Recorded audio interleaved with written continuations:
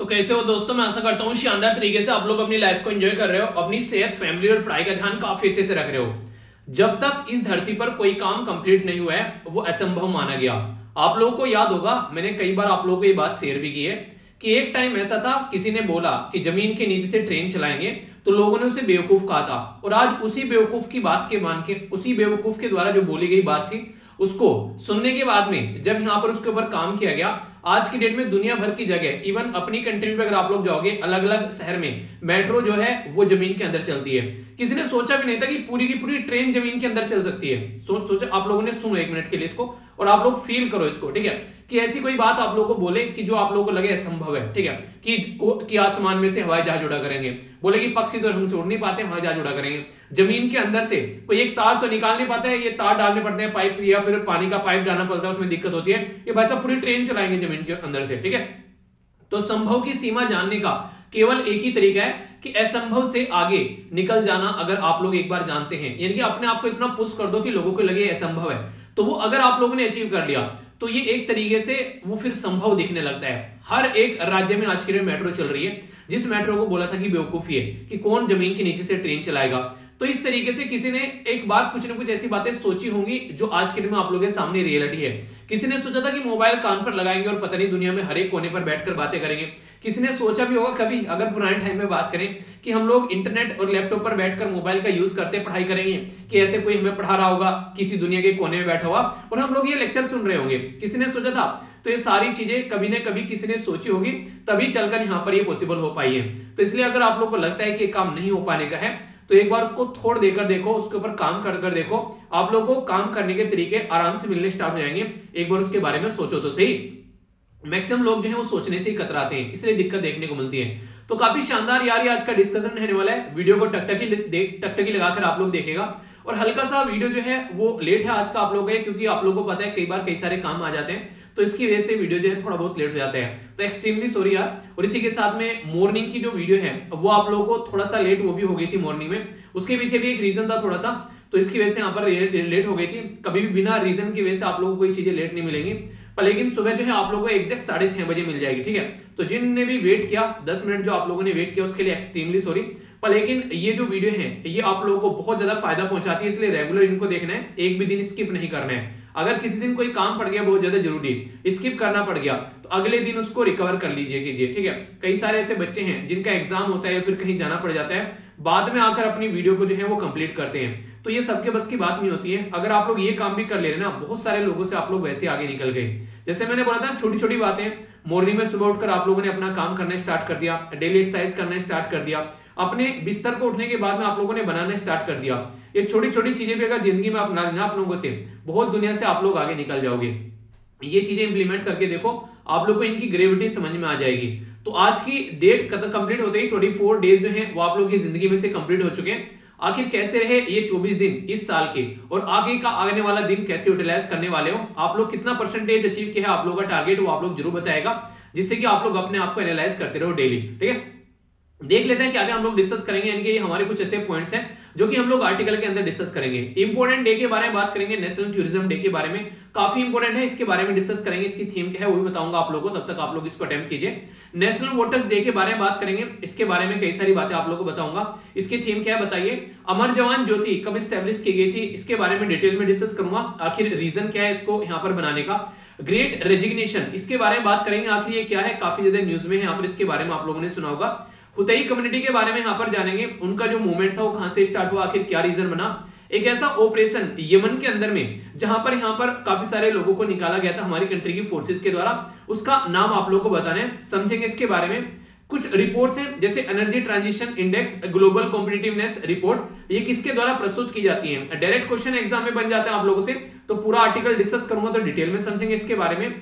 कई सारे राज्य का अभी स्टेटहुड सेलिब्रेट किया गया यहाँ पर 21 जनवरी को, वो राज्य कौन कौन से हैं, उनमें से एक है मणिपुर, बाकी के 2 राज्य के नाम आप लोग को बताने हैं।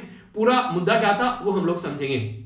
इसके अलावा और काफी कुछ आप लोगों को जानने को मिलेगा, यानी कि डिस्कशन यार काफी शानदार रहने वाला है, अच्छे से आप लोगों को एंजॉय करना है। कोई भी डाउट कहीं पर भी हुआ करे उसको आप लोग पूछ लिया करो, क्योंकि इसी के लिए यहाँ पर बैठे हैं, टेंशन नहीं लिया करना। कई सारी चीजें ऐसी होती हैं जो मैं आप लोगों को डिस्कस करता रहता हूँ, पर लेकिन रेगुलरली आप लोगों को थोड़ा सा अपने आप भी फोकस देना पड़ेगा, तभी चीजें जो है वो पैटर्न में आप लोग चला पाओगे, ठीक है। तो सबसे पहले बात करूंगा आप लोगों के सामने यहाँ पर अमर जवान ज्योति के बारे में। अमर जवान ज्योति अभी यहाँ पर मर्ज कर दी गई नेशनल वॉर मेमोरियल फ्लेम के साथ में, तो उसकी वजह से यहाँ पर ये न्यूज में था।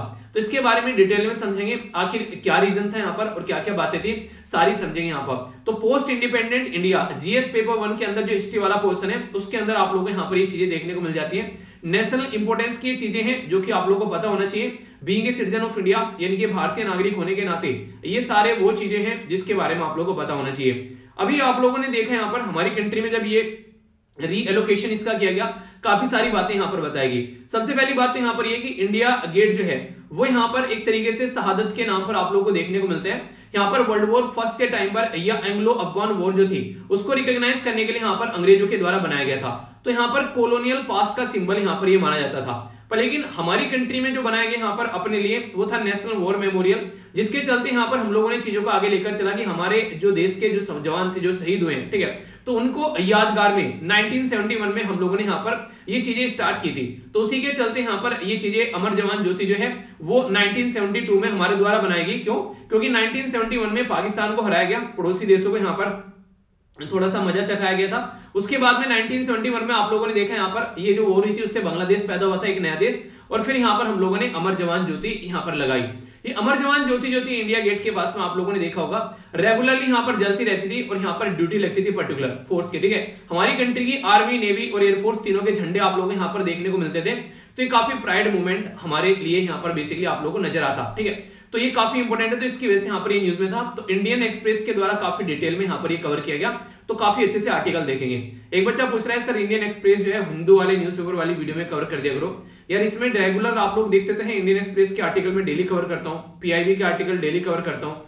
तो इस वीडियो में हिंदू के अलावा एक्स्ट्रा जो भी इंपॉर्टेंट चीजें होती है वो सारी यहाँ पर मैं कवर करता हूँ। वहां पर आप लोग का पूरा एक न्यूज़पेपर कवर हो जाता है, बाकी के जो भी इंपॉर्टेंट पोर्शन है वो आप लोग यहाँ पर कवर हो जाते हैं। और अगर आप लोगों को लगता है कि हाँ बस बेसिकली आप लोगों को बेसिकली इस तरीके से स्टैटिक पोर्शन कवर करना है या फिर करंट आप लोग कवर करना है, तो यार ये सारी चीजें कंबाइन कर चलनी पड़ेगी। ऐसा नहीं है कि आप लोग इनको अलग अलग कर देख सकते हैं। हाँ इतना कर सकते हैं, अगर आप लोगों को लग रहा है एडिटोरियल देखना है तो दोनों वीडियो का एडिटोरियल वाला पोर्शन देख लिया करो। जैसे यहाँ पर ये आर्टिकल्स डिस्कस करता हूँ और हिंदू के अंदर मैं एडिटोरियल अलग से कवर करता हूँ पूरा पोर्शन, फिर न्यूज एनालिसिस वाला रहता है। एडिटोरियल तो यार इंपॉर्टेंट है बहुत ज्यादा, ठीक है। न्यूज एनालिसिस आप लोग एक बार को स्किप कर सकते हो, चल जाता है, पर लेकिन एडिटोरियल बहुत ही ज्यादा इंपॉर्टेंट हो जाता है, ठीक है। तो उसको आप लोग प्रॉपर वे में देखा करो, ओके। बात करते हैं प्राइम मिनिस्टर जो इंदिरा गांधी है उनके द्वारा इनॉग्रेट किया गया रिपब्लिक डे 1972 में।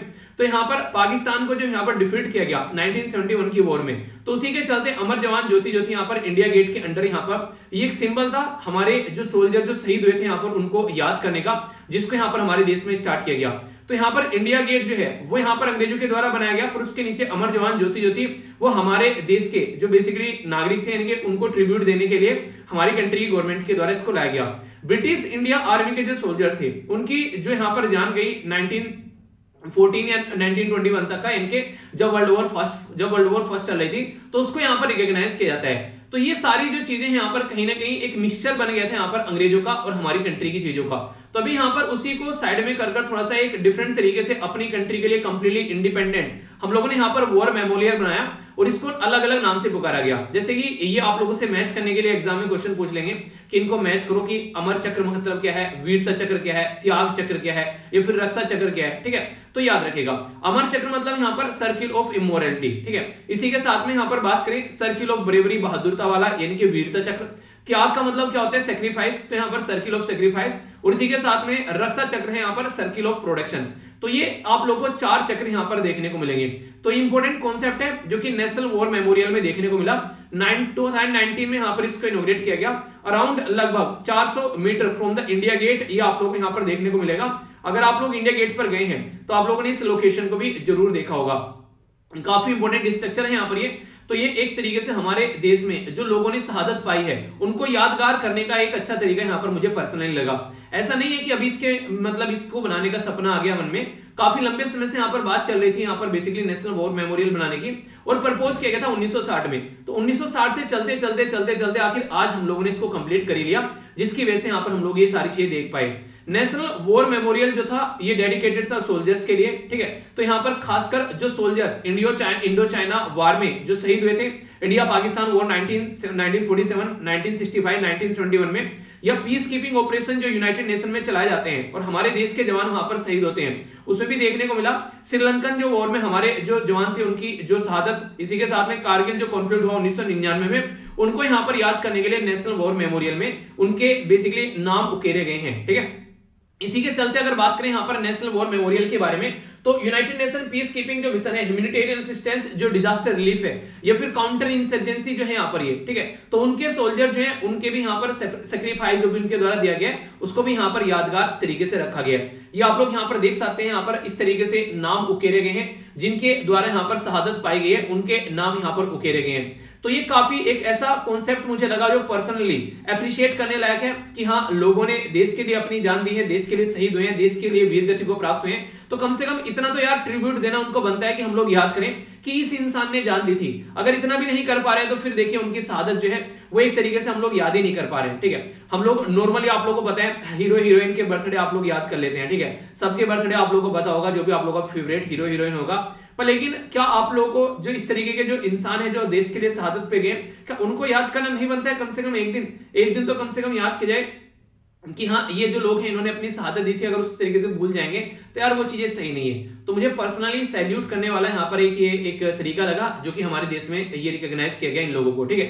तो काफी बड़ी बात थी, तो इन सब चीजों को आप लोग अप्रिशिएट किया करो। किसी के साथ में डिस्कस करने वाली बात है तो डिस्कस किया करो, अपने तक ये चीजें नहीं रखनी है यार, ये चीजें ऐसी हैं कि लोगों तक पहुंचनी चाहिए। तो यही एक ऐसी चीज है जो कि हमारे देश को बांध कर रखती है कि हम लोग यूनिटी और इंटीग्रिटी वाला जो कॉन्सेप्ट बताते हैं ना, वो यहीं से निकल कर आते हैं। यहाँ पर जात पात से ऊपर उठ जाते हैं हम लोग, धर्म से ऊपर उठ जाते हैं, अपने देश के बारे में बात करते हैं, अपने संविधान के बारे में बात करते हैं, अपने लोगों के बारे में बात करते हैं, तो यहाँ पर जात पात सब साइड में हो जाती है। तो ये अच्छा कॉन्सेप्ट है, इसको आप लोग अप्रिशिएट किया करो, ठीक है। आगे चलते हैं, इंपोर्टेंट है यहाँ पर भी थोड़ा हिस्ट्री के बारे में बात करेंगे। जीएस पेपर 1 में पोस्ट इंडिपेंडेंट इंडिया का आप लोगों का सिलेबस के अंदर पोर्शन देखने को मिल जाएगा, तो उसके साथ में कनेक्ट कर आप लोग इसको देख सकते हैं, ठीक है। तो काफी इंपोर्टेंट है, समझेंगे।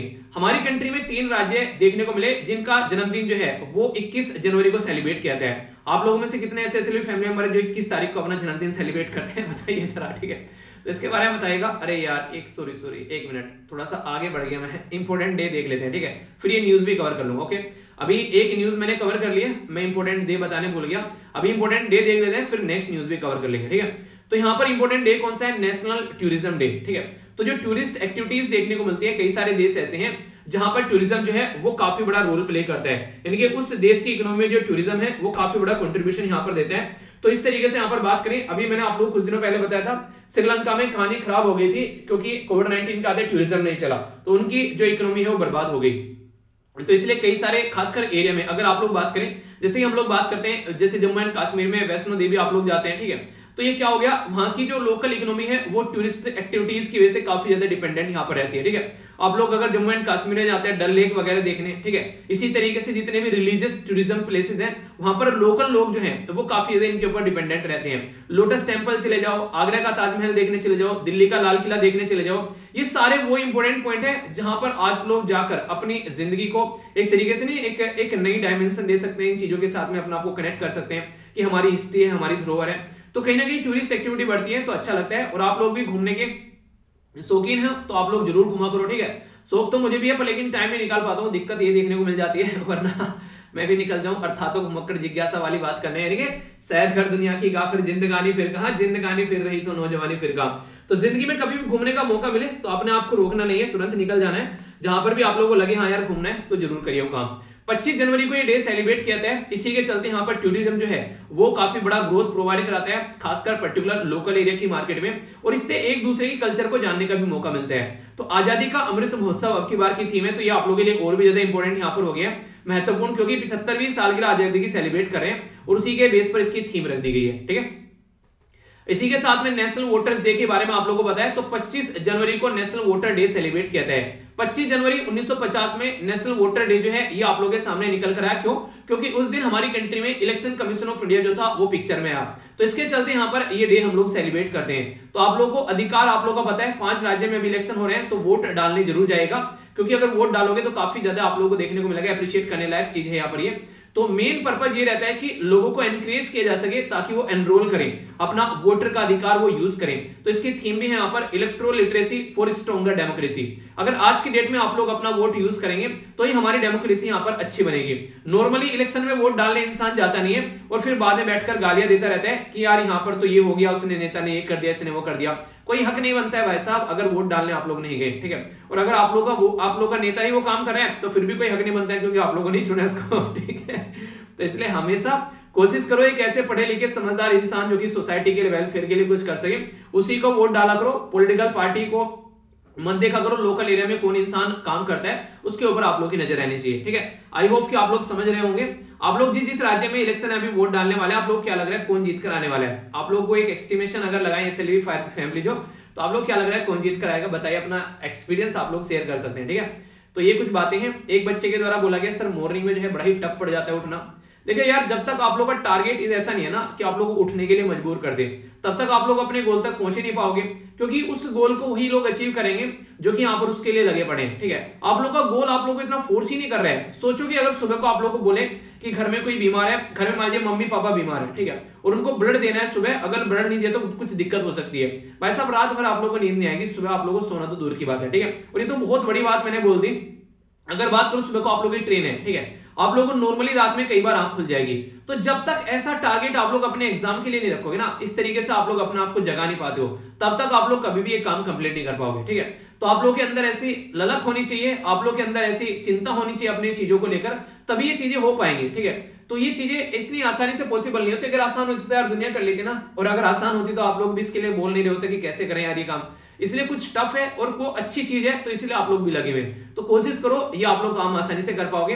तरीके मैंने बहुत सारे बता रखे हैं, इवन वीडियो भी मैंने बना रखी है कैसे उठना है, तो आप लोग को देख सकते हैं, ठीक है। तो मणिपुर, मेघालय और त्रिपुरा, ये कुछ ऐसे राज्य हैं जिनको एक बार मैं आप लोगों को मैप में दिखाना चाहूंगा। मणिपुर, मेघालय और त्रिपुरा, ठीक है। तो यहां पर आप लोग देखिए, अगर बात करिए हो गया मणिपुर, ठीक है, इसी के साथ में हो गया मेघालय और ये हो गया त्रिपुरा।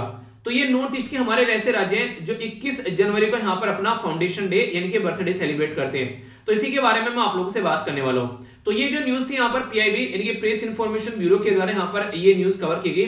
हमारी कंट्री के प्राइम मिनिस्टर साहब के द्वारा यहाँ पर सेलिब्रेट किया गया, यहाँ पर एक तरीके से अप्रिशिएट किया गया और चीजों को, तो उसी के चलते यहाँ पर ये न्यूज थी। तो इसके बारे में कुछ कुछ बातें कर लेते हैं। प्राइम मिनिस्टर मोदी साहब के द्वारा यहाँ पर बेसिकली जो तीनों राज्य हैं नॉर्थ ईस्ट के, उनको एक तरीके से प्रेस किया अपनी कल्चर के लिए, ट्रेडिशन के लिए। और 21 जनवरी 1972 में ये 3 राज्य जो थे वो फुल फ्लेज्ड स्टेट बन गए, नॉर्थ ईस्ट के जो राज्य थे। किसके थ्रू बने? यहाँ पर बेसिकली जो North Eastern Region Reorganisation Act है 1971 का, उसके हिसाब से यहाँ पर राज्य बने। देखिए आप लोगों ने देखा होगा ये ऐसा पहली बार देश के अंदर ऐसा नहीं हुआ, बाद में भी आप लोगों ने देखा 2000 में अगर आप लोग बात करें तो यहाँ पर उत्तर प्रदेश से उत्तराखंड निकाल दिया गया, बिहार से आप लोग को देखने को मिला यहाँ पर झारखंड निकाल दिया, और मध्य प्रदेश से छत्तीसगढ़ निकाल दिया। तो इस तरीके से आप लोग समझ सकते हैं यहाँ पर ये टाइम टू टाइम जो रीऑर्गेनाइजेशन एक्ट को यूज कर यहाँ पर क्या करते हैं, हम लोग नए राज्य बना लेते हैं। तो अगर आप लोग को यहाँ पर किसी भी ऐसे राज्य से आप लोग निकल कर आते हैं जहां पर रीऑर्गेनाइजेशन करके एक नया राज्य बनाया गया है, तो उसकी हिस्ट्री कम से कम आप लोगों को पता होनी चाहिए, क्योंकि इंटरव्यू में जिस दिन भी जाकर बैठोगे ना, आप लोग को डायरेक्ट ऐसा क्वेश्चन जरूर देखने को मिलेगा, ठीक है।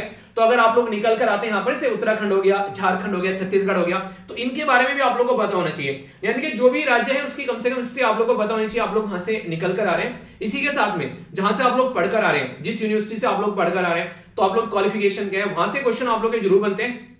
तो अपना डिटेल एप्लीकेशन फॉर्म आप लोग तैयार रखिए, ऐसा नहीं कि सिलेक्शन होगा जब भी आप लोग चीजों को लेकर चलोगे, ठीक है। 15 जो अगस्त है यहाँ पर 1947, वो एक तरीके से पीसफुल नेगोशिएशन देखने को मिली, जिसके चलते यहाँ पर ऑल स्टेट जो थे वो हमारी कंट्री में इंडियन टेरिटरी का पार्ट बने और उनको इंडियन जो यूनियन का पार्ट बना लिया गया।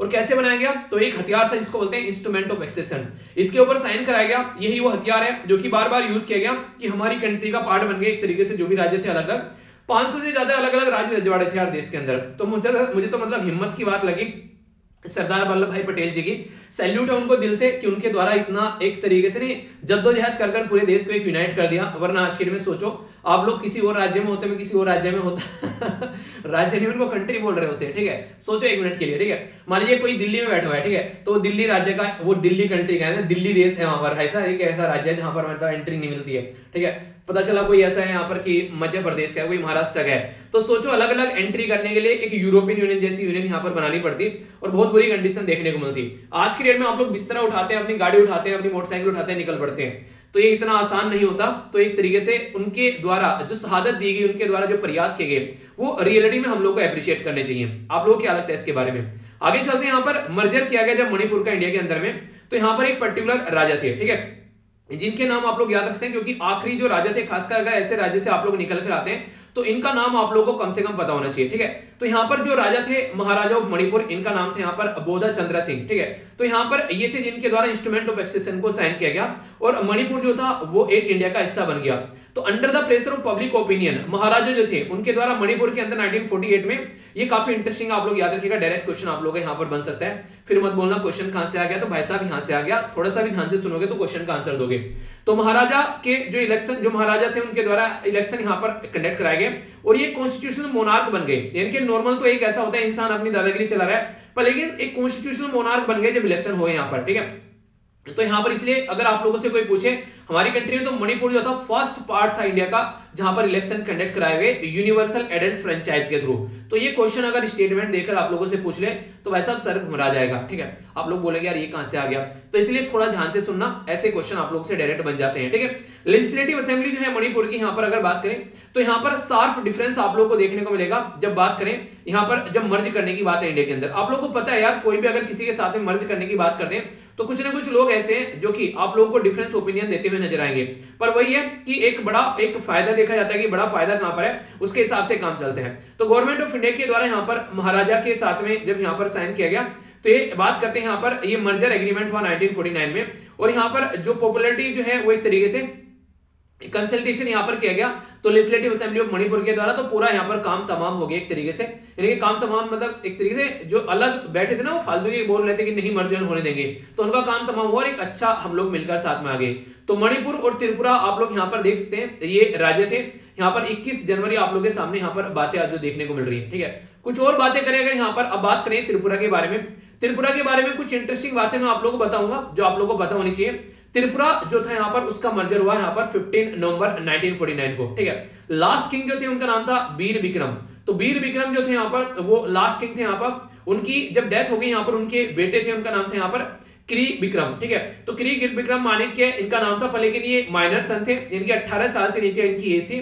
तो इनकी जो माता जी थी, यानी कि जो राजा की जो विडो थी, उनके द्वारा यहाँ पर ये सिंहासन संभाला गया जिनका नाम था कंचन प्रभा। आप लोग बोलोगे इतना डिटेल में बताने की वजह है कंचन प्रभा के बारे में, एक कौन पूछ रहा है, इसलिए बताने की वजह है क्योंकि इन्हीं के द्वारा इंस्ट्रूमेंट ऑफ एक्सेशन के द्वारा, इंस्ट्रूमेंट ऑफ एक्सेशन के ऊपर साइन किया गया था यहाँ पर यूनियन ऑफ इंडिया में मर्ज करने के लिए। तो ये क्वेश्चन आप लोगों से ऐसे बन जाते हैं, तो इसलिए बोलता हूं कि थोड़ा सा ये छोटी छोटी माइनर इन्फॉर्मेशन है। अगर आप लोग स्टेट पीसीएस की तैयारी कर रहे हैं किसी भी ऐसे राज्य की, तो उसका बैकग्राउंड खंगाल कर जरूर जाइए, क्वेश्चन बन जाते हैं, फिर आप लोग वहां पर कंफ्यूज हो जाते हैं। Merger of Meghalaya, Manipur, Tripura. अब मेघालय की बात करते हैं, तो मेघालय में 1947 में यहाँ पर रूलर जो थे यहाँ पर गारो और खासी रीजन में, तो यहाँ पर एक न्यूली इंडिपेंडेंट, ये बेसिकली जो इंडिया था उसके अंदर बेसिकली इनको मिलाया गया। तो यहाँ पर भी जो नॉर्थ ईस्टर्न रीजन है इंडिया के अंदर में, ठीक है, तो वो आप लोगों को देखने को मिला। तो यहाँ पर 20 अप्रैल 1970s में जो यूनाइटेड खासी, इसी के साथ में जयंतिया और गारो जो थे, यहाँ पर इनको आगे चलकर देखो पार्ट बनाया गया, क्योंकि आप लोगों को पता है आज के में भी ऑटोनोमस रीजन है यहाँ पर ये, और ये अपने हिसाब से अपने एरिया को चलाने की कोशिश करते हैं। पर लेकिन वही है कि यहाँ पर जब डंडा चलता है तो फिर सारी चीजें पैटर्न में आ जाती है। तो इसके चलते 1972 में पॉलिटिकल मैप पर नॉर्थ ईस्ट इंडिया के अंदर में यहाँ पर तो ये चेंज किया गया और यूनियन टेरिटरी ऑफ मणिपुर और त्रिपुरा, ठीक है, तो यहाँ पर ये सब स्टेट ऑफ मेघालय, ये स्टेटहुड मिल गया इनको और आगे चलकर फिर इनको मर्ज कर लिया गया। तो ये बेसिक चीजें आप लोग यहाँ पर देखने को मिल रही है। तो यानी कि अभी यहाँ पर अगर बात करें 21 जो जनवरी यहाँ पर इनका स्टेटहुड सेलिब्रेट किया था, तो ये काफी इंपॉर्टेंट है जो कि आप लोगों से क्वेश्चन की फॉर्म में भी पूछा जा सकता है, ठीक है। तो बैकग्राउंड इन्फॉर्मेशन के साथ बता दिया, मैप के बारे में आप लोगों को बता दिया, किस किस के द्वारा इंस्ट्रूमेंट ऑफ एक्सेशन साइन किया गया, वो बातें मैंने आप लोगों को बता दी। तो माइंड में कोई कंफ्यूजन नहीं रखना है, कंफ्यूजन होगा तो बताना, फिर से दूर कर दिया जाएगा, ठीक है। आगे चलते हैं। यहाँ पर अभी एक और इंपॉर्टेंट जो इवेंट हमारे देश में देखने को मिला, ये भी सैल्यूट करने लायक इवेंट है, और ये भी इंडियन नेशनल मूवमेंट के पॉइंट ऑफ से, मॉडर्न हिस्ट्री के अंदर भी, और यहाँ पर कुछ अभी बात जो देखने को मिल रहा है पोस्ट इंडिपेंडेंट के पॉइंट ऑफ से, तो हिस्ट्री का पोर्शन आप लोगों को देखने को मिल जाएगा। इंपॉर्टेंट पर्सनैलिटी है आप लोगों के जीएस पेपर के अंदर में, तो वहां से भी क्वेश्चन आप लोगों का बन जाएगा। अभी बात करते हैं इसके बारे में। अभी हम लोग बात करेंगे grand statue of Netaji Subhash Chandra Bose के बारे में। तो इंडिया गेट के ऊपर यहाँ पर 125th जो बर्थ एनिवर्सरी थी इनकी, उसको सेलिब्रेट करते हुए अभी इनकी एक स्टेच्यू जो थी यहाँ पर वो अनवील की गई, जो कि यहाँ पर अप्रिशिएट करने लायक है। सुभाष चंद्र बोस जो थे उनके नाम पर आपदा प्रबंधन पुरस्कार दिया था 23 जनवरी को। तो ये 2019 में स्टार्ट किया गया था। तो 20, 21, 22 में यहाँ पर ये सेरेमनी जो है ये कंफर्म की गई, और इसी के चलते यहाँ पर ये जो अवार्ड है इसमें आप लोगों को पता होना चाहिए कि जो भी सेल्फलेस सर्विस प्रोवाइड कराता है सोसाइटी के लिए, ठीक है, खासकर डिजास्टर मैनेजमेंट के टाइम पर जब कोई आपदा आती है, तो यहाँ पर अगर कोई इंस्टीट्यूशन है तो उसको 51 लाख रुपए दिए जाते हैं, यानी कि लगभग आधा करोड़ रुपए।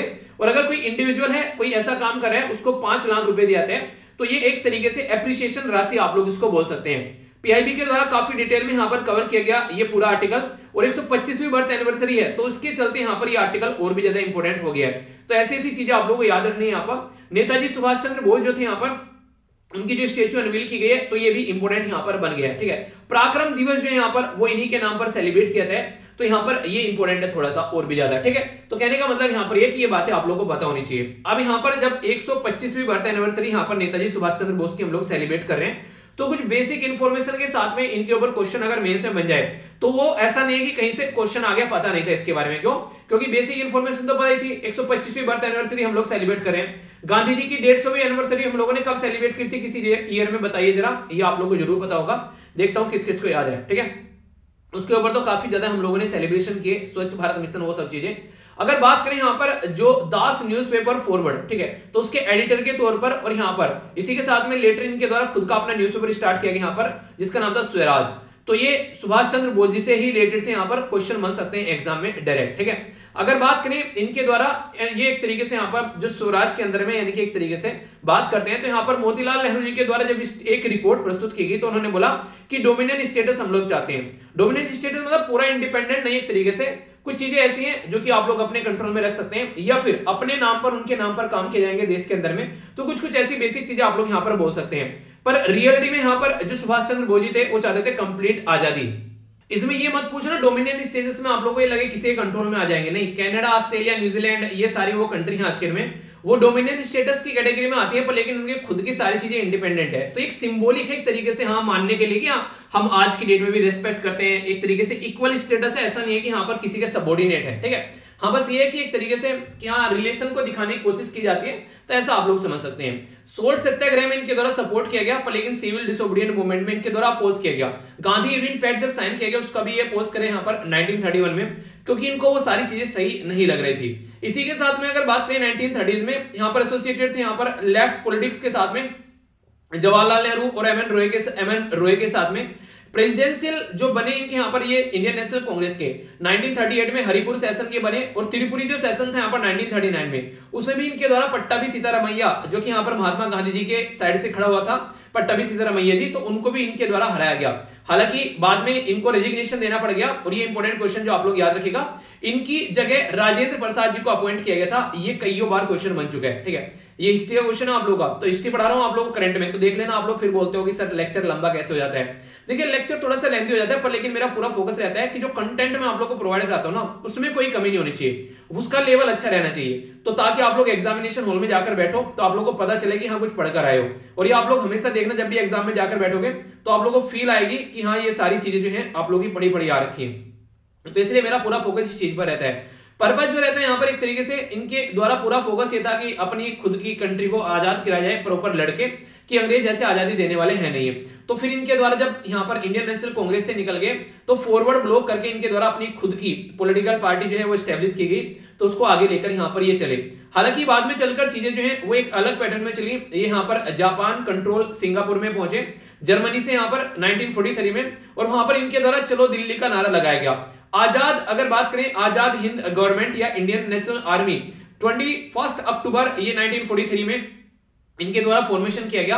और यहाँ पर हालांकि ये मोहनलाल के द्वारा पहले बनाई गई थी यहाँ पर आर्मी, पर लेकिन यहाँ पर अपने आप नहीं बनी। यहाँ पर जो यहाँ पर इवाची फुजिवारा, ये यहाँ पर जापानीज एक मेजर थे जिनके द्वारा हेल्प की गई इंडिया को ये आर्मी बनाने में, मतलब सुभाष चंद्र बोस जी को ये आर्मी बनाने में। वो कैसे?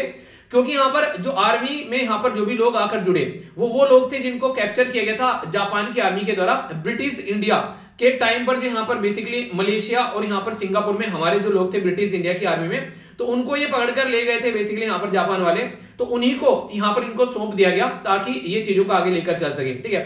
तो INA जो है वो काफी लार्ज स्केल पर यहाँ पर लगभग 50,000 के करीब लोग इकट्ठे किए गए इनके द्वारा, और फिर पूरी फोर्स तैयार कर इनके द्वारा अटैक किया गया। हालांकि वो इतने लार्ज स्केल पर सक्सेसफुल नहीं हुई जितनी एक्सपेक्टेशन लगाई जा रही थी, पर लेकिन हिम्मत है, सैल्यूट है कि देश के अंदर यहाँ पर एक ऐसे जाबाज थे, दूसरे देश में जाकर उन्होंने एक आर्मी तैयार कर दी और फिर यहाँ तक लेकर आई।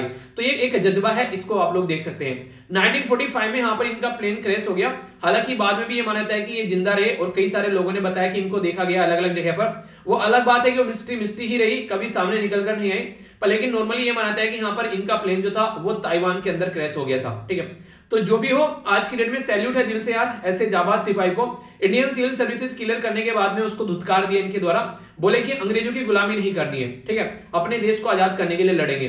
तो ये होता है जज्बा। तो ऐसे जज्बे के साथ में अगर इंसान जीता है तो यार उसके लिए कभी ये इंडियन सिविल सर्विस तो बहुत छोटी चीज हो जाती है।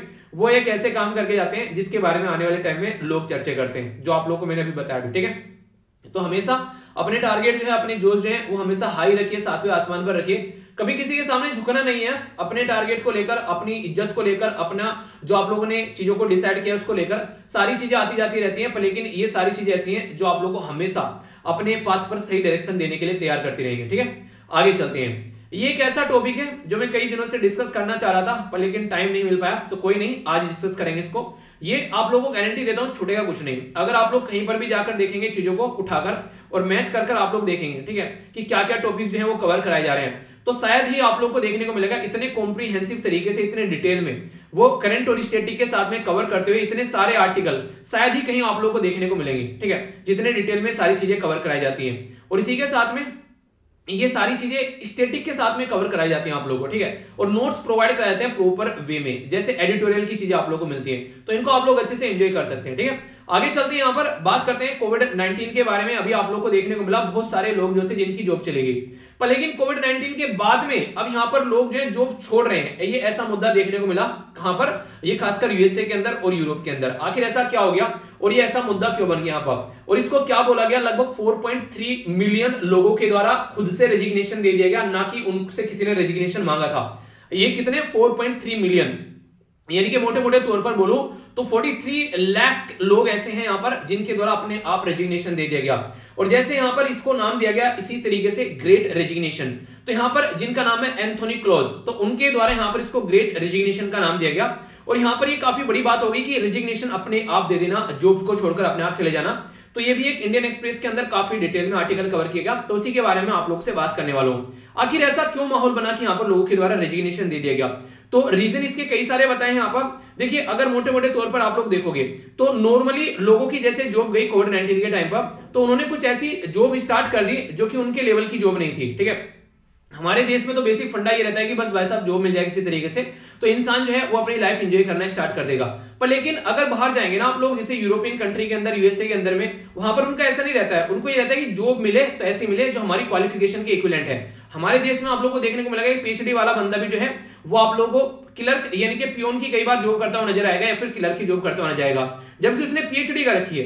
रीजन क्या है? रीजन ये कि अनएम्प्लॉयमेंट ही इतना ज्यादा है यहाँ पर, जो ये दिक्कतें देखने को मिल जाती है। और दूसरा, जो भी पीएचडी वगैरह कर रहा है, जो भी इस तरीके की चीजें कराई जा रही हैं, उसमें आप लोग को देखने को मिलेगा कई बार उस लेवल का स्टैंडर्ड ही नहीं मेंटेन कर पाते हैं कि यहाँ पर वो कहीं सही जगह इंसान जाकर जॉब कर सके। तो कई सारे ऐसे इश्यूज आप लोग को देखने को मिलेंगे। तो इसी के चलते यहाँ पर इसके बारे में कुछ बातें आप लोग याद रख सकते हैं, जो यहाँ पर ये मुद्दा भी देखने को मिला। ठीक है, तो इसके बारे में अगर बात करें यहाँ पर, तो ये काफी इंपॉर्टेंट मुद्दा यहाँ पर इसीलिए निकल कर आया कि कई सारे रिटेल हो गया, हॉस्पिटैलिटी वाला एरिया हो गया यहाँ पर, जिनको फिर से देखा गया कि चीजें कुछ ऐसी निकल कर आ रही हैं सेंट्रल और ईस्टर्न यूरोप के अंदर में। ठीक है, खासकर स्किल्ड लेबर फोर्स है यहाँ पर, ये जो काम कर रही थी, मजबूरी में इनके द्वारा कुछ जॉब ऐसी ज्वाइन कर ली गई थी, जिसके चलते यहाँ पर इनको लग रहा था कि कुछ काम टाइम के लिए ऐसी जॉब कर लेते हैं। तो यहाँ पर लो पे, यानी कि इनको पैसा उतना नहीं मिल रहा जितना मिलना चाहिए था। दूसरा, अनरियलिस्टिक डेडलाइन, यानी कि ये बोल दिया इतने टाइम तक ये काम खत्म करना ही करना है, तो ये पॉसिबल नहीं था। और जो ऊपर बैठे हुए लोग थे वो लीडर नहीं थे, वो बॉस थे। लीडर क्या होता है? लीडर होता है कि साथ में लेकर चलना। क्यों नहीं कहते कि मेरे पीछे पीछे आ जाओ, मैं आगे चल रहा हूं। तो लीडर क्या होता है? वो रास्ता बनाता है। बॉस क्या होता है? उनके सर पे बैठ जाता है, बोलता है काम करके लाओ, मैं कुछ नहीं बताऊंगा, सारा तुमको खुद से करना है। तो ये यहाँ पर कौन थे? ये यहाँ पर बॉस थे, लीडर नहीं थे। अगर लीडर होते तो यहाँ पर कोई छोड़कर नहीं जाता। तो इसी के चलते यहाँ पर उनका जो एक्सपीरियंस था वो एक अच्छा खासा एक्सपीरियंस था कि वो बेटर जॉब कर सकते हैं। तो उनके द्वारा जो पुराने वाली जॉब थी उसको लात मार दी और एक नई जॉब में चले गए, एक अच्छी जॉब अपॉर्चुनिटी के चलते हुए। तो ये वही इंसान कर सकता है जिसको अपनी स्किल पर, अपने दम पर उसको ये काम करना होता है, क्योंकि कोई यहां पर आप लोगों को आकर हेल्प नहीं करेगा, ठीक है। आप लोग अपने दम पर यहां पर ये जॉब आप लोगों को लेनी पड़ेगी और वही यहां पर इनके द्वारा किया भी गया। तो इसके चलते नोट एनफ कैपिटल एलोकेशन, कहीं पर ऐसा कुछ दिक्कत देखने को मिली, कैपेसिटी बिल्डिंग के तौर पर बात करें उनके द्वारा काम नहीं किया गया कंपनी में, तो यानी कि वो कंफर्ट फील नहीं कर रहे थे।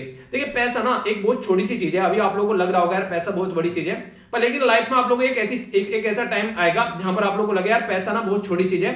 सबसे पहले होता है क्योंकि रेगुलरली अगर कहीं पर आप लोग काम करना है ना, अगर उस काम को करते हुए आप लोग खुश नहीं है तो वो काम आप लोगों के लिए बनाई नहीं है। अगर वो काम आप लोगों को मजबूरी लग रहा है तो वो काम आप लोगों के लिए बनाई नहीं है। अगर आप लोगों को लग रहा है ये काम मुझे करना ही नहीं है तो मजबूरी में कर रहा हूं, तो वो काम को करते हुए आप लोग खुश भी नहीं रहेंगे। तो उस काम को छोड़कर कोई ऐसा काम आप लोग करना चाहिए जो कि आप लोगों को अच्छा लगे जो काम करने में, ठीक है। जैसे कि मान लो मेरा कितना भी मूड खराब क्यों ना हो, मैं लेक्चर जब रिकॉर्ड करता हूं मेरा मूड अच्छा हो जाता है, ठीक है। मुझे पता नहीं रहता है मेरी लाइफ में क्या प्रॉब्लम चल रही है, क्या टेंशन चल रही है, तो दुनिया भर की प्रॉब्लम चलती रहती है बैकग्राउंड में, पर लेकिन वो सारी साइड में हो जाती है जैसे मैं लेक्चर रिकॉर्ड करने बैठता हूं। तो ये एक ऐसी चीज है जो मैं इंजॉयमेंट में करता हूं। ऐसा है कि मुझे ऐसा लगता है चलो यार थोड़ा सा रिफ्रेशमेंट कर लेते हैं, ठीक है। तो वो वाली फीलिंग आती है मुझे लेक्चर बनाते हुए, ठीक है, ना कि यार मुझे लेक्चर बनाना है, लेक्चर अपलोड करना है, ठीक है। तो ये वाला आप लोग एक अलग मुद्दा देखते हैं, पूरे दिन थकने के बाद भी इस एनर्जी के साथ में लेक्चर को रिकॉर्ड करना, तो ये एक अलग ही लेवल की जाकर चीजें होती हैं। उसमें लगता ही नहीं कि मैं इसको मतलब मजबूरी में कर रहा हूं। ऐसा नहीं लोग शाम को बैठकर अपना गेम खेलना स्टार्ट कर देते हैं, तो ये मेरे लिए गेम जैसा हो जाता है, तो मैं उसको एंजॉय करता रहता हूँ, ठीक है। आप लोगों ने देखा होगा लेक्चर में हंसता रहता हूँ, बातें करता रहता हूँ आप लोगों से। तो ये क्यों होता है? क्योंकि होता है कि मुझे लगता ही नहीं कि मैं आप लोगों को पढ़ा रहा हूँ, ठीक है। क्योंकि पढ़ाने वढ़ाने वाली चीजें वो एक अलग लेवल की हो जाती है। मुझे तो ये लगता है कि बातें कर रहा हूँ आप लोगों से और बातों बातों में पढ़ाई हो जाती है, वो एक अलग बात है। तो हम लोग बातों बातों में कुछ सीख लेते हैं, ठीक है। तो यहाँ पर इंडिया के सिनेरियो के बारे में अगर बात करें, ये मैंने अभी आप लोगों को बता दिया अमीर कंट्री के बारे में। अब आते हैं अपने देश के ऊपर जहां पर ज्यादा अमीरी नहीं है, जहां पर लोग जो है वो लोअर मिडिल कैटेगरी में आते हैं। तो वहां पर तो सबसे बड़ा मुद्दा तो ये रहता है भाई साहब कोई जॉब मिल जाए। तो मैंने इसीलिए बोला पैसे को प्रेफरेंस मत देना जॉब में, पैसा बस इतना मिल जाए कि आप लोगों की जिंदगी जो है सही डायरेक्शन में चलती रहे। ज्यादा पैसे कमाना एक तरीके से कभी कभी लालच में पड़कर अपनी चैन शांति खो देता है इंसान। तो पैसा इतना कमाओ कि सही है, जिंदगी चलती रहे अच्छे से, पर लेकिन उसके साथ में डेली काम करना होता है, तो जिंदगी में शांति रहनी चाहिए, वो ज्यादा जरूरी है। अपने साथ में अपने आप को कंपेयर करके इंप्रूव करते रहो, दूसरे के साथ में कभी किसी को कंपेयर मत करो, तो वरना आप लोग कभी भी आगे नहीं बढ़ पाओगे, ठीक है। तो अपनी जिंदगी को एक प्रिंसिपल, एक नियम बनाकर अपनी जिंदगी को लेकर चलो, तो जिंदगी जीने में मजा आएगा। बात करते हैं यहाँ पर एब्सेंस है, यहाँ पर सोशल सिक्योरिटी हमारे देश में मैक्सिमम सारी जॉब के अंदर मैक्सिमम लोग जो है वो अनएम्प्लॉयमेंट बेनिफिट उनको नहीं मिल पाते हैं। तो उनको तो ये लगता है कोई भी जॉब मिल जाए भाई साहब, कोई भी चलेगी। याद आ रहा है वो आप लोग को डायलॉग जो बेसिकली कौन सी मूवी थी, गजनी मूवी थी, ठीक है। तो मैं भी गजनी बन गया, डायलॉग याद करते करते भूल गया। गजनी मूवी में डायलॉग है जब वो जाता नहीं उसके पास में कि ऐड करोगे, वो उसके पास में बैठा रहता है आमिर खान। तो हाँ कैसा ऐड है कि खुजली का ऐड है, चड्डी का ऐड है, कि कोई भी दे दो चलेगा, वो खुजाता रहता है, ठीक है। तो उसको ये दिख रहा है कुछ भी तो मिल जाए यार चलेगा, क्योंकि जिंदगी जो है ऐसी हो चुकी है, कुछ भी नहीं मिल रहा है। तो ऐसी कंडीशन बहुत ज्यादा आप लोगों को देश के अंदर देखने को मिलेगी कि बस कुछ जॉब मिल जाए। तो हमारे देश में ऐसा कुछ नहीं है कि हमारे देश में लोगों के द्वारा रेजिग्नेशन दिया गया, उनको तो ये दिख रहा है कुछ मिल जाए, तो वही काफी बड़ी बात है। जहां पर ये वो काम करेंगे जिनको पता है उनकी कैपेबिलिटी बहुत शानदार है और उनको यहाँ पर वहां से छोड़ने के बाद में उससे ज्यादा बेटर जॉब मिलेगी, वही ये काम करेंगे। पर लेकिन इंडिया के अंदर ये सारी चीजें ऐसी अवेलेबल नहीं है, ठीक है। हमारी कंट्री में कोई ऐसा लग्जरी कंडीशन अवेलेबल नहीं है कि आप लोगों को जॉब जाओगे तो वहां पर बिल्कुल शानदार तरीके से आवाभगत की जाएगी और तुरंत आप लोग के मुंह पर फाइल फेंक कर मारेंगे, बोले काम कंप्लीट करके जल्दी दो, ठीक है, नहीं दिया तो फायर, ठीक है। तो वो सारी चीजें देखने को मिलती है। हालांकि अभी एक अच्छी चीज जो देखने को मिली, जो मुझे पर्सनली पसंद आ रही है, कि आप लोग यहां पर क्या कर पा रहे हैं कि वर्क फ्रॉम होम आप लोग कर पा रहे हैं। रिमोट एरिया में भी पॉसिबल है। आज के डेट में कॉर्पोरेट या एम्प्लॉयड जॉब आप लोगों को फ्लेक्सिबल वर्क आवर मिल जा रहे हैं। यानी कि जैसे आज के डेट में कोई घर पर बैठा हो, अभी अगर इंटरनेट की फैसिलिटी अच्छी है तो अपने घर वालों के साथ में अपनी जिंदगी को एंजॉय कर रहा है। और second tier third tier city के अंदर जहां पर इंटरनेट की वजह से यहाँ पर चीजें पॉसिबल हो पा रही है कि अपने घर पर बैठकर काम कर रहे हैं। इवन अपने घर के कई सारे ऐसे लोग हैं जिन्होंने अपने घर का एक रूम है उसको ऑफिस बना लिया है और उसी में बैठकर अपना पूरा कंफर्ट जोन में काम कर रहे हैं, जिसका नाम दिया गया है वर्क फ्रॉम होम। वरना पुराने टाइम पर ये होता था अगर घर से काम कर लूंगा तो ये माना जाता था कि काम चोर है, काम से बचने की कोशिश कर रहे हैं। पर लेकिन अभी फिलहाल कोविड-19 ने एक नया फिनोमिनन तैयार कर दिया लोगों के सामने कि वर्क फ्रॉम होम जैसी भी कोई चीज हो सकती है और उसको लोग एंजॉय भी कर रहे हैं रियलिटी में और इफिशिएंसी के साथ में काम भी कर रहे हैं। तो ये अप्रिशिएट करने लायक मूव आप लोग बोल सकते हैं और आने वाले टाइम में। और इससे भी इंपॉर्टेंट जो मुझे पर्सनली लगी आर्टिकल के अंदर, हालांकि ये चीज नहीं थी, वर्क फ्रॉम होम वाली कैटेगरी में अगर आप लोग जाओगे तो वुमेन के लिए तो और भी ज्यादा इंपॉर्टेंट हो गया, खासकर जहां पर सिक्योरिटी के बारे में बात करते हैं, ज्यादा लंबे समय तक बाहर नहीं रहना है, वो सब चीजें,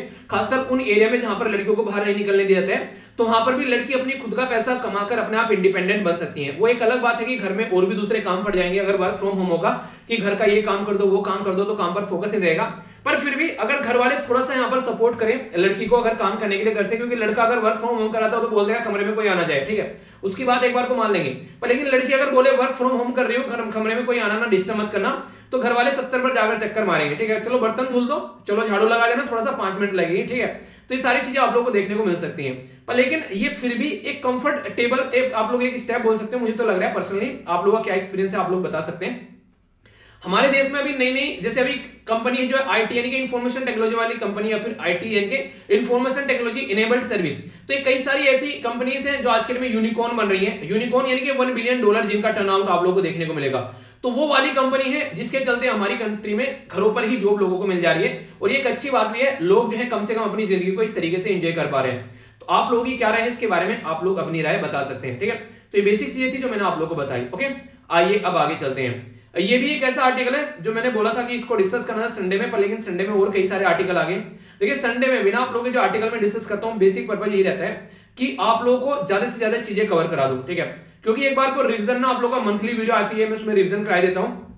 मेरा पर्पज ये रहता है कि आप लोग कम से कम ढंग से चीजों को एंजॉय करो, कोई दिक्कत आप लोगों को देखने को न मिले। तो उस पैटर्न में आप लोग अपनी पढ़ाई लेकर चलो, ताकि आप लोग एग्जामिनेशन हॉल में जाकर बैठो ना तो उस टाइम पर कंफर्टेबल फील करो। अभी आप लोगों ने सारे क्वेश्चन पेपर देखे होंगे जो मेंस के मैंने आप लोगों को बताए थे, उसमें उठाकर देखो सारे आर्टिकल आप लोगों को ऐसा लगेगा यार सारे तो पढ़े पढ़े लिखे हुए हैं, ठीक है, ऐसा लगेगा कि लेक्चर में से उठाकर पेपर बना दिया है। तो ये काफी अच्छा तब लगता है जब आप लोग ये सारी चीजें रेगुलर पढ़ पाते हो, ठीक है। तो टाइम पास करने के लिए तो मैं भी कर सकता हूं, आप लोगों को बता दूंगा ये पढ़ लेना, ये आर्टिकल इंपॉर्टेंट है, ये कर लेना, पर लेकिन मैं प्रॉपर आप लोगों को बैकग्राउंड इन्फॉर्मेशन के साथ में आप लोगों को चीजें बताता हूं स्टडी पोर्शन के साथ में, ताकि कोई भी पॉइंट जो है वो आप लोगों का ऐसा ना रहे कि छूटा हुआ है, ठीक है। तो इस तरीके से आप लोग चीजों को कवर करके चलिए अच्छे से, कि एग्जाम निकले, बाकी सब चीजें अपनी जगह पड़ी रहती हैं फिर बाद में, ठीक है। इंटरनेशनल रिलेशन के पॉइंट ऑफ से इंपॉर्टेंट आर्टिकल आप लोगों का ये हो जाएगा। अगर बात करें प्राइम मिनिस्टर मोदी साहब के द्वारा अभी वर्ल्ड इकोनॉमिक फोरम के अंदर अपना एक लेक्चर देना था, तो वीडियो कॉन्फ्रेंसिंग के थ्रू, तो उसी के बारे में बात की जा रही है। हालांकि ये कंट्रोवर्सी बन गई कि इंटरप्शन वहां पर हो गया था, वो एक अलग बात है, उसको कोई नहीं पूछ रहा आप लोगों से एग्जाम में, पर लेकिन जो इंपॉर्टेंट मुद्दा है वो हम लोग कवर करेंगे, और ये अलग अलग न्यूज़पेपर के अंदर भी यहाँ पर कवर किया गया था पूरा आर्टिकल। बात करें वर्ल्ड इकोनॉमिक फोरम, तो एक वर्ल्ड की ऐसी इकोनॉमी के बात करने वाली फोरम, यानी कि एक ऐसा मंच जो कि वर्ल्ड के लेवल पर है, और जो यहाँ पर बेसिकली आर्थिक मुद्दों के बारे में, इकोनॉमी के बारे में बात करते हैं। कहां पर है? दावोस। दावोस कहां पर है? स्विट्जरलैंड के अंदर में। तो यहाँ पर वीडियो कॉन्फ्रेंसिंग के थ्रू हमारे कंट्री के प्राइम मिनिस्टर साहब के द्वारा अपनी बातें यहाँ पर रखी गई। तो ये जो मीटिंग होती है ये दावोस में आप लोग को देखने को मिलेगी।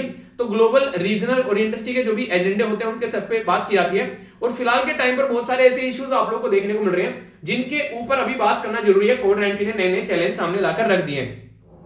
अभी बात करूं कोविड-19 के चलते यहाँ पर वन अर्थ वन हेल्थ के बारे में बात की गई, तो इंडिया के द्वारा यहाँ पर काफी बड़ा रोल प्ले किया गया। प्राइम मिनिस्टर मोदी साहब के द्वारा बोला गया 3rd लार्जेस्ट फार्मास्यूटिकल प्रोड्यूसर है हम लोग आज के दिन में, तो ये अप्रिशिएट करने लायक बात है। इसी के साथ में जो इनके द्वारा काफी प्यारा कॉन्सेप्ट दिया गया, प्राइम मिनिस्टर मोदी साहब की जो टीम है ना वो बड़ी शानदार लगती है मुझे। मतलब ऐसे ऐसे एक्रोनिम निकाल कर लेकर आते हैं कि आप लोग के एग्जाम में भी, आंसर राइटिंग में भी हेल्प करते हैं, और कई बार तो कई सारे बच्चे बोलते हैं कि और ज्यादा याद करना पड़ेगा, ठीक है, पर लेकिन एक्रोनिम बड़े अच्छे रहते हैं। जैसे कि यहाँ पर P3 के बारे में बात कर दी उन्होंने, यानी कि प्रो प्लानेट और पीपल, ठीक है। तो यहाँ पर P3 आ गया, जिसके चलते बोला गया कि कमिटमेंट ये कि क्लाइमेट चेंज को यहाँ पर कैसे टैकल करना है। और कॉन्फ्रेंस ऑफ पार्टी जो भी 26 हुई थी यहाँ पर, कहां पर? ग्लासगो के अंदर में। 27 और 28 कहां पर होने वाली है, जरा लिखकर एक बार दोहरा लो, उसको याद कर लो। तो हमारी कंट्री ने नेट जीरो एमिशन रखा 2070 तक यहाँ पर, तो उसको लेकर चलना है। तो लाइफ फॉर इन्वायरमेंट, तो यहाँ पर लाइफ स्टाइल चेंज करना पड़ेगा आप लोगों को इन्वायरमेंट को ध्यान में रखते हुए। तो इसके ऊपर इनके द्वारा बात की गई, और वहीं पर ही P3 को कनेक्ट किया गया, ताकि लोग जो है अपनी जिंदगी को तो एंजॉय करें, साथ में प्लेनेट के बारे में भी सोचें। हमारे देश में ऑप्टिकल फाइबर यहां पर पहुंचाने की बात की जा रही है, खासकर 6 लाख पंचायत के अंदर में। तो कनेक्टिविटी बढ़ाने की बात की जा रही है। $1.3 ट्रिलियन का इन्वेस्टमेंट यहां पर कनेक्टिविटी में किया जा रहा है। $80 बिलियन का लगभग यहां पर मोनेटाइजेशन, आप लोगों को असिस्ट मोनेटाइजेशन प्लान यहां पर अभी देखने को मिल रहा है। गति शक्ति प्रोग्राम के बारे में बात की, जो कि लोगों को बहुत ज्यादा फायदा पहुंचाने वाला है। इसी के साथ में यहां पर इनके द्वारा बात की गई यूपीआई यूनिफाइड पेमेंट इंटरफेस के बारे में, कि दुनिया भर का पेमेंट हम लोग कर सकें, 4.4 बिलियन ट्रांजैक्शन। तो बड़ी बात है अपने आप में यहां पर। ये हमारे देश में जहां पर नॉर्मली लोग जो है पैसे को हाथ से लेना और सामान को हाथ से लेना, वो बेसिकली करा करते थे, ऑनलाइन सामान लोग खरीद रहे हैं आज की डेट में। तो ये आप लोग समझ सकते हैं, ठीक है। अच्छा यार, ऑनलाइन से सामान से याद आया, देखो यार कई बार मैंने आप लोग बताया भी, फिर भी आप लोग पूछते रहते हो। वीडियो के नीचे आप लोगों को लिंक प्रोवाइड करा रखा है। एक बच्चे के द्वारा पूछा गया सर स्टैंड के बारे में आपने बताया था। हाँ, मैंने स्टैंड के बारे में बताया था, मैंने यूज कर रहा हूँ स्टैंड ही, उसका लिंक मैंने वीडियो के नीचे दे दिया है। और 2 स्टैंड मैंने खरीदे थे, जो महंगे वाला है उसका मैंने लिंक जानबूझकर नहीं दिया है। मुझे लगता नहीं है कि बीइंग ए स्टूडेंट आप लोगों को खरीदना चाहिए। मैं तो खरीद ले रहा हूँ, अफोर्ड कर पा रहा हूँ, पर आप लोगों के लिए सही नहीं रहेगा वो, तो कुछ हजारों में जाके हो जाता है। तो मैंने दूसरे वाला आप लोगों को प्रोवाइड करा दिया जो कि लगभग 500-600 का है, ठीक है। वो आप लोगों के लिए कंफर्टेबल रहेगा, उसको आप लोग खरीद लेना। उसका लिंक मैं वीडियो के नीचे आप लोगों को रेगुलरली डाल देता हूं उसको, ताकि आप लोग इसको खरीदना है वो खरीद लेना, ठीक है। कई सारी बातें बता रहे हैं कि सारे बच्चे बोलते सर माइक कौन सा यूज करते हो, लैपटॉप कौन सा यूज करते हो, ठीक है, सॉफ्टवेयर कौन सा यूज करते हो, सबके लिंक वीडियो के नीचे प्रोवाइड करा रखे। अगर आप लोगों को लगता है ये सारी चीजें रिक्वायरमेंट है आप लोगों के लिए, तो आप लोग यूज कर सकते हो, लिंक वीडियो के नीचे रहता है, देख लेना आप लोग, ठीक है। आरोग्य सेतु ऐप के बारे में बात की जाए तो ये काफी इंपोर्टेंट था, खासकर कोविड-19 के चलते हम लोगों ने चीज देखी। कोविन पोर्टल के बारे में यहां पर बात करें, ये भी काफी इंपोर्टेंट निकल कर आया कि हाँ कोविड-19 को कैसे वैक्सीनेट करना है, और हम लोगों ने इंटरनेशनल लेवल पर भी हेल्प करने की कोशिश की। इंडिया के बारे में बात करें तो इन्वेस्टमेंट डेस्टिनेशन काफी अच्छा रहा हमारी कंट्री के अंदर। लगभग 10,000 नए स्टार्टअप अभी लास्ट 6 महीने में यहाँ पर रजिस्टर हुए, तो ये बहुत बड़ी बात आप अपने आप में यहाँ पर बोल सकते हैं। India as a investment destination आप लोगों को यहां पर देखने को मिलेगा। क्यों? क्योंकि रेट्रोस्पेक्टिव टैक्स हम लोगों ने हटा दिया। आप लोगों को पता ना, रेट्रोस्पेक्टिव टैक्स तक पीछे जाकर टैक्स लगा देना, यानी कि पता चला 2011 से टैक्स लगा दिया अभी 2021 में आकर, तो वो सारी चीजें खत्म कर दी, रिडक्शन कर दी। यहां पर जो रिक्वायरमेंट है कोई बिजनेस स्टार्ट करना, कॉर्पोरेट टैक्स यहां पर कम कर दिया ताकि इन्वेस्टमेंट बढ़ सके। ईज ऑफ डूइंग बिजनेस में हमारी रैंकिंग आप लोगों ने देखा काफी अच्छी बढ़ रही थी। पॉलिसी मेकिंग का फोकस ये कि नेक्स्ट 25 ईयर में क्लीन एंड ग्रीन और इसी के साथ में सस्टेनेबल और रिलायबल ग्रोथ हमारे देश की देखने को मिले, तो हम लोग काफी अच्छे तरीके से इन एरिया में काम कर रहे हैं। बाकी चैलेंज कई सारे हैं, जैसे सिंक्रोनाइजेशन लेकर साथ में चलना, कंट्री और ग्लोबल लेवल पर कैसे काम करेंगे, सप्लाई चेन जो डिसरप्शन हो गई, सब चाइना के ऊपर डिपेंडेंट थे, तो सप्लाई चेन डिसरप्शन हो गई तो अपनी कंट्री के अंदर कैसे सप्लाई चेन लेकर आनी है, और जब सप्लाई चेन डिसरप्शन हो गई तो मार्केट में माल नहीं पहुंचा, उसकी वजह से इन्फ्लेशन यानी कि महंगाई आ गई। और क्लाइमेट चेंज तो आप लोगों को पता ही है, एक नया हर्डल बनकर खड़ा हो जाता है, तो उसको कैसे टैकल करना है। इसी के साथ में एक और उदाहरण था यहाँ पर क्रिप्टो करेंसी का, जो सबके नाक में दम किए बैठा है, कोई इसको टैकल कर नहीं पा रहा है, पर लेकिन ऑल ओवर वर्ल्ड में इसमें ह्यूज इन्वेस्टमेंट किया जा रहा है, तो ये इकोनॉमी पर बहुत इंपैक्ट डाल रही है, तो इसको कैसे डील करना है, ये भी एक मुद्दा बना है यहाँ पर कि इसको कैसे बात करें, तो ये भी एक काफी बड़ा चैलेंज था। बाकी वर्ल्ड इकोनॉमिक फोरम के बारे में याद रखिएगा, स्विस की एक नॉन प्रॉफिट यानी कि पैसे के लिए काम नहीं करती है, बस यहाँ पर लोगों को पता चलता रहे कि चल क्या रहा है, उसके बारे में बात करती है। जेनेवा जो स्विट्जरलैंड बेस आप लोगों को ऑर्गेनाइजेशन देखने को मिलेगी, यहाँ पर एक तरीके से पब्लिक प्राइवेट कोऑपरेशन के तरीके से देखा जाता है। कई बार आप लोगों ने देखा होगा कई सारे यूट्यूबर भी यहाँ पर जाते हैं, ठीक है। बीबी की जो वाइन्स था वो यहाँ पर इनवाइट किया गया था, क्योंकि ये काफी बड़ा इन्फ्लुएंसर है, क्योंकि इन्वायरमेंट के पॉइंट ऑफ व्यू से बात कर दी इस तरीके से, तो जनता पर इंपैक्ट डालने वाले लोग यहाँ पर हो जाते हैं, तो उनको यहाँ पर रिकॉग्नाइज किया जाता है। मिशन क्या रहता है? मिशन यही रहता है कि किस तरीके से पॉलिटिकल एकेडमिक और अदर जो सोसाइटी में अगर बात करें, कैसे आप लोग चीजों को लेकर चल सकते हैं, सेफ देना, ग्लोबल, रीजनल और यहाँ पर इंडस्ट्री एजेंडा कैसे लेकर चलना है, ताकि ध्यान रखा जाए। फाउंडर कौन थे? क्लोज स्वेल्थ, इनका नाम याद रखिएगा, ये फाउंडर थे, कई बार क्वेश्चन भी बन चुके हैं यहाँ पर। ये कई सारी रिपोर्ट है यहाँ पर जो ये प्रस्तुत करती है बेसिकली ऑर्गेनाइजेशन, जैसे कि energy transition index, global competitiveness report, global IT report, इसी के साथ में यहाँ पर जो ये INSED के साथ में यहाँ पर मिलकर काम करती है, ठीक है। और इसी के साथ में कॉर्नेल यूनिवर्सिटी, इसी के साथ में global gender gap report, global risk report और global travel and tourism index, इसी के द्वारा प्रस्तुत किया जाता है। तो ये बेसिक इंफॉर्मेशन है, कंफ्यूजन आप लोगों को नहीं होना चाहिए, ठीक है। आगे चलते हैं, एक और छोटा सा आर्टिकल आप लोगों को यहाँ पर देखने को मिलेगा, ये बेसिकली बात कर रहे हैं यमन के बारे में, तो ये आर्टिकल भी यहाँ पर कवर किया गया था। अभी आप लोगों ने देखा UAE पर अटैक किया गया और हुतई कम्युनिटी ने उसका रेस्पॉन्सिबिलिटी ली कि ये अटैक हमने किया है, ठीक है। तो यहाँ पर आखिर हुतई कम्युनिटी ने क्यों अटैक किया? यमन बेसिकली सऊदी अरेबिया और इसके ऊपर UAE के ऊपर क्यों अटैक करते हैं, जिसमें हमारी कंट्री की भी 2 इंडियन की जान चलेगी।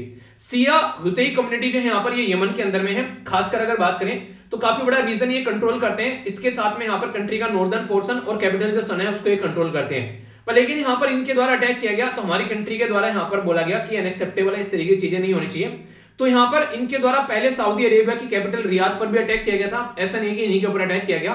तो ये हुतई कम्युनिटी जो है, मैंने वही बोला सिया कम्युनिटी यहाँ पर, तो यहाँ पर एक मूवमेंट चलाया गया था 1990s में, जिसको बोलते हैं बिलीविंग यूथ, ठीक है। तो बिलीविंग यूथ हुतई गवर्नमेंट जो थी यहाँ पर, हुतई मूवमेंट यहाँ पर चला यहाँ पर बेसिकली, और जियादी जो रिवाइवलिस्ट थे इनके द्वारा ये स्टार्ट किया गया, जो कि हुसैन अल हुतई, और इनके फादर जो कि यहाँ पर ये, और इसी के साथ में इनके फादर थे जिनका नाम था यहाँ पर बद्र अल दीन अल हुतई, तो इनके द्वारा यहाँ पर चीजों को आगे लेकर चला गया।